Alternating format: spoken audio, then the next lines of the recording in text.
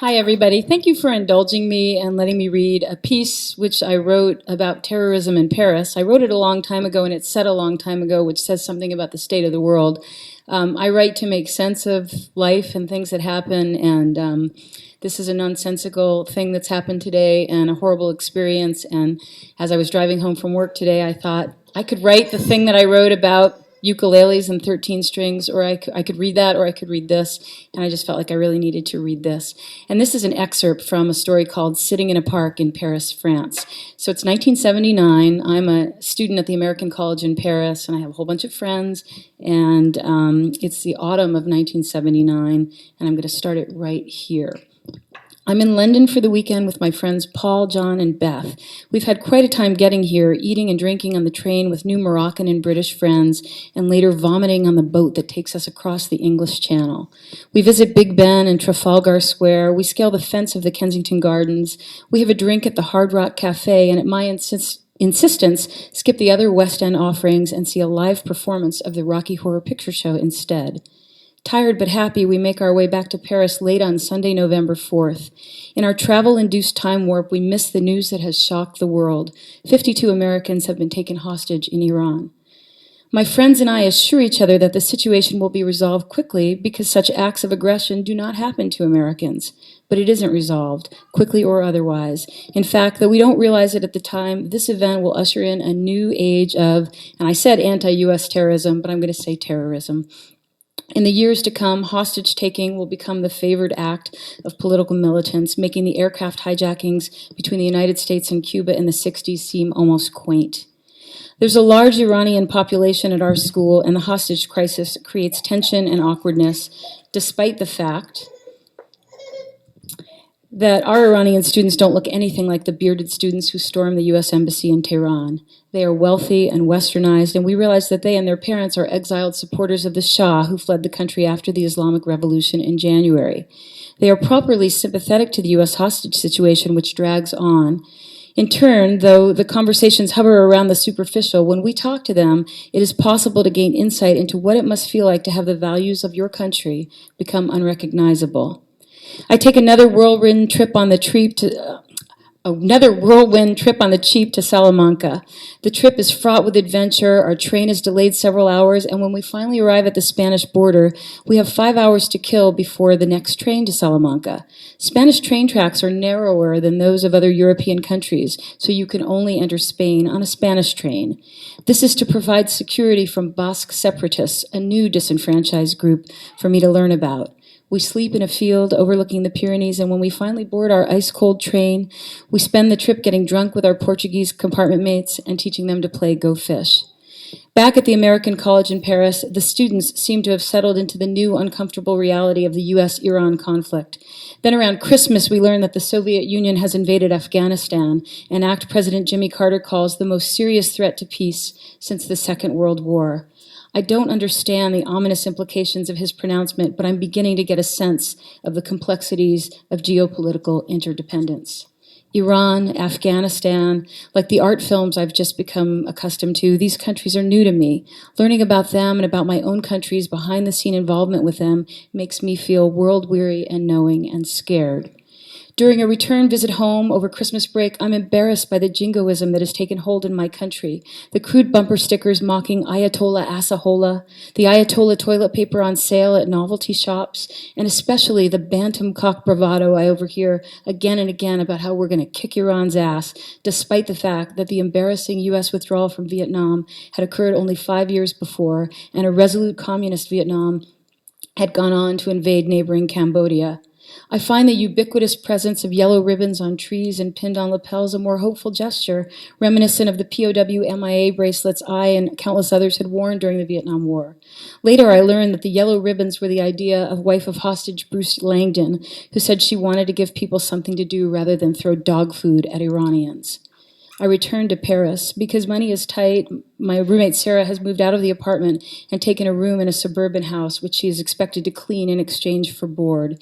Beth moves in with Robert and me. I'm not at ease with her the way I was with Sarah, so I avoid going home. Still, it's the hopeful beginning of a new year and a new decade, and it feels like a fresh start. And by February, there is something to be excited about.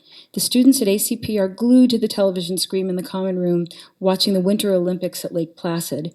Everyone is happy that American skater Eric Heiden wins 5 individual gold medals. But we can't contain our excitement over the miracle on ice, the triumphant defeat by the U.S. hockey team over their Soviet rivals. Although I'm not a hockey fan, being overseas makes it seem especially important to root for the home team, so I cheer along with everyone else. The fervor of the cheers makes me realize that this is about more than just an underdog team coming from behind to vanquish a rival. These are relieved cheers. America is great again. The next month, President Carter announces that the U.S. will boycott the Moscow Summer Olympics because of the continued Soviet presence in Afghanistan. Boycott the Iranian New Year celebration, reads a sign displayed by one of the American students at our school. She marches around shouting her slogan in front of the Iranian students who don't say anything. Our American hostages didn't get to celebrate their New Year. The Persian community of Paris is planning a big New Year celebration and parade. Like our school, the city of Paris, I'm beginning to notice, is a microcosm of the world. I notice expatriates everywhere: Algerians, West Africans, Vietnamese, Middle Easterners, Eastern Europeans, Latin Americans, people displaced because of political repression or the arbitrary colonial drawing of boundaries, or like me, people displaced by choice because they're curious and want to be exposed to different points of view. This is the Paris where the Ayatollah Khomeini resided in the years prior to the Islamic Revolution, the Paris where Ho Chi Minh refined his philosophy, the Paris my American forebears liberated, the Paris of Hemingway and Gertrude Stein and Van Gogh. People come here to see and be seen differently. Paris, the city of light, is for many people Paris, the city of illumination. It is April in Paris, and one afternoon filled with emotion, I'm ready to call home. I reach my mother just as she is waking up and share with her the news that because of the time difference, I've already known for several hours. Turn on the television, I say. There was an attempt to rescue the hostages in Iran, and it failed. A hangdog depression descends on our school. America, once so righteous and invincible, doesn't seem omnipotent anymore. Would I feel differently, I wonder, if I were just a citizen of an ordinary country instead of a superpower? Would I have a healthier, you win some, you lose some attitude? During spring break, I travel with my friends to Italy and Greece. We visit some Italian students we'd met in Paris who show us around Rome. We tour Venice and Pisa and then head to Brindisi, where we all take the ferry to Athens. We spend the night in a cockroach-infested flophouse and seek refuge the next morning in the pristine bathrooms of American Express, where another traveler has left a philosophical graffiti composition. God is love. Love is blind. Stevie Wonder is blind. Stevie Wonder is God. Excuse me. We take the night ferry to Crete and sing Stevie Wonder songs and Eagle songs and Beatles songs with the other student travelers on the boat. We have no common language except the English lyrics and familiar guitar chords of the well-known music. Somehow this speaks volumes. I'm back in Paris. In May, the U.S. government releases data showing that residents of the Love Canal near Niagara Falls suffered chromosome damage because of long-term exposure to toxins from a nearby industrial chemical landfill. My country feels corroded within and without. I've spent the last 2 years traveling all over Europe, sightseeing and singing and eating and drinking with people from all over the world. The camaraderie has been unmistakable, but I'm learning that we're all breathing invisible toxins, and sometimes they build up until the damage is corrosive. No amount of invading, evacuating, or boycotting will change that, but maybe I can learn to make sense of it. So I look at college catalogs via microfiche and find one with a picture on the cover of waves crashing on the beach. The school's name indicates that it specializes in international studies. Without reading further, just like Joni Mitchell, I know I'm headed to California. I tell someone that I think of 1979 as the year when the world was forever altered. Couldn't you say that about any year, is the response? Maybe so.